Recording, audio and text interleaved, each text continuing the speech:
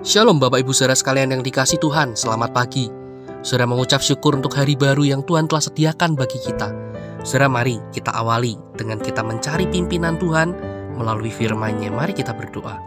Bapa yang baik, kami mengucap syukur untuk kesempatan kami boleh melanjutkan kehidupan kami. Kami bersyukur untuk kasih setia-Mu yang senantiasa menolong dan menopang hidup kami. Tuhan, pagi ini kami hendak membaca merenungkan firman-Mu. Mohon Tuhan berikan kami hikmat, pimpin kami, sehingga kami boleh mengerti firman-Mu dan melakukannya. Kami berdoa di dalam nama Tuhan Yesus. Amin. Saudara, kita akan melanjutkan perenungan kita dari kitab 1 Tawarikh. Kini kita tiba pada pasal yang ke-22. Kita akan melihat ayat yang kedua sampai dengan ayat yang ke-19. Namun saya ingin mengajak saudara memperhatikan ayat yang ke-14. Demikian firman Tuhan. Sesungguhnya sekalipun dalam kesusahan aku telah menyediakan untuk rumah Tuhan itu 100.000 talenta emas dan 1.000.000 talenta perak dan sangat banyak tembaga dan besi, sehingga beratnya tidak tertimbang. Juga aku telah menyediakan kayu dan batu, tetapi baiklah engkau menambahnya lagi. Sampai di sini kita membaca firman Tuhan. Nah, saudara, kalau kita memperhatikan perikop ini, maka kita akan menemukan perikop ini berbicara tentang persiapan-persiapan atau usaha-usaha yang dilakukan oleh Daud untuk mempersiapkan pembangunan bait suci atau bait Allah. Daud telah menyiapkan segala sumber daya dan juga para pekerja yang terbaik di bidangnya. Nah, saudara, semuanya ini dilakukan oleh Daud, ya, juga dilandasi dengan satu pemikiran, yaitu bahwa Daud berpikir Salomo anaknya itu adalah seorang yang masih muda dan kurang pengalaman. Sehingga di sini kita bisa melihat Daud ingin turun tangan langsung. Ia ingin berperan aktif untuk mewujudkan pembangunan bait suci ini. Apa yang terbaik menurut pemandangannya, pemikirannya, itu yang ia kerjakan. Nah, saudara, kalau kita melihat hal ini, kita akan menemukan tidak ada yang salah, saudara, dari apa yang dilakukan oleh Daud. Nah, tetapi kalau kita renungkan sekali lagi, maka kita akan menemukan ada satu kesalahan fatal yang Daud lakukan. Apa itu, saudara? Yaitu Daud tidak berkonsultasi atau tidak berkomunikasi, bertanya kepada Allah. Ia jalan sesuai dengan apa yang ia pandang baik. Ia melakukan sesuai dengan atau menurut apa yang ia pikir itu yang terbaik. Ia tidak bertanya kepada Allah apa yang Allah kehendaki dan seterusnya.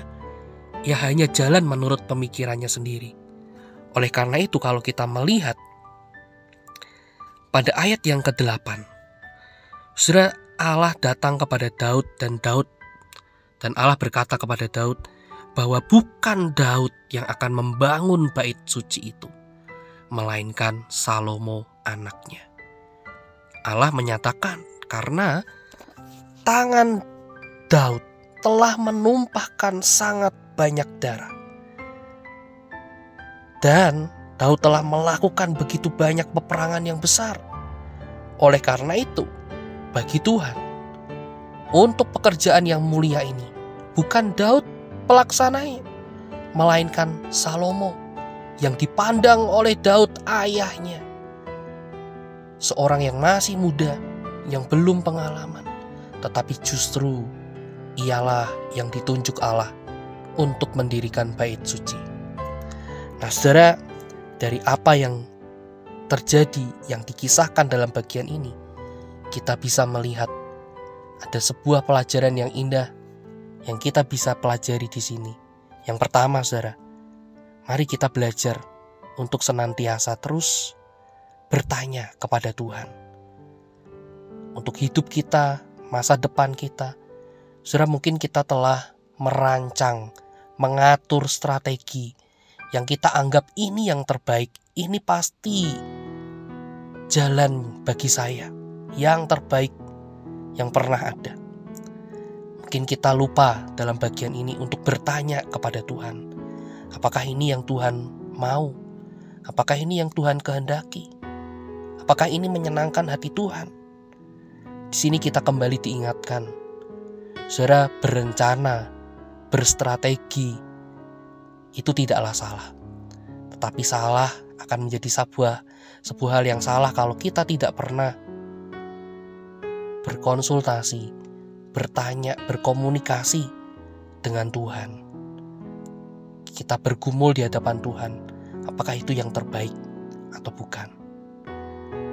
Dan yang kedua, kita belajar bahwa Tuhan bisa melakukan, Tuhan bisa mengerjakan, Tuhan bisa mencukupkan apa yang kita butuhkan, jauh melampaui apa yang mungkin kita bisa usahakan.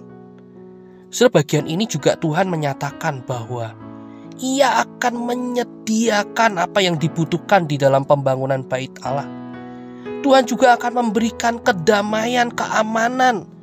Musuh-musuh Israel dijauhkan sehingga mereka tidak mengganggu pembangunan bait Allah. Dan bait Allah bisa didirikan dalam suasana yang tenang, yang kondusif, sehingga bisa tepat waktu, sehingga bisa dikerjakan dengan maksimal. Saudara, kalau bukan Tuhan, tidak mungkin semuanya itu akan terlaksana. Nah, di sini kita belajar. Sekali lagi, Tuhan bisa mencukupkan, Tuhan bisa memberikan yang terbaik, jauh melampaui apa yang kita usahakan, kita rencanakan. Kita diminta untuk percaya kepada pengaturan Tuhan. Kita diminta untuk berserah, bersandar pada karya Tuhan dalam hidup kita. Pasti akan berikan yang terbaik untuk kita. Bagian kita sekali lagi adalah percaya dan bersandar kepada Allah. Dua hal ini, saudara, yang kita bisa pelajari dari bagian ini. Kiranya kita juga boleh terus menjalin relasi dengan Tuhan untuk bertanya, berkonsultasi, dan mohon pimpinan Tuhan berikan hikmat. Tuhan berikan hikmat pada kita untuk kehidupan kita. Dan mari kita juga percaya bahwa Tuhan pasti akan berikan yang terbaik menurut waktu dan caranya. Kiranya Tuhan menolong kita. Mari kita berdoa. Bapa, bersyukur untuk pagi ini melalui firman-Mu. Kembali kami boleh diteguhkan dan diajar bagaimana kami harus hidup di hadapan Tuhan. Tuhan, tolonglah kami. Kami tahu kami lemah, terbatas, tapi kami punya Allah yang penuh dengan kuasa. Kiranya Tuhan pimpin hidup kami. Kami berdoa di dalam nama Tuhan Yesus. Amin. Selamat pagi. Tuhan Yesus memberkati kita.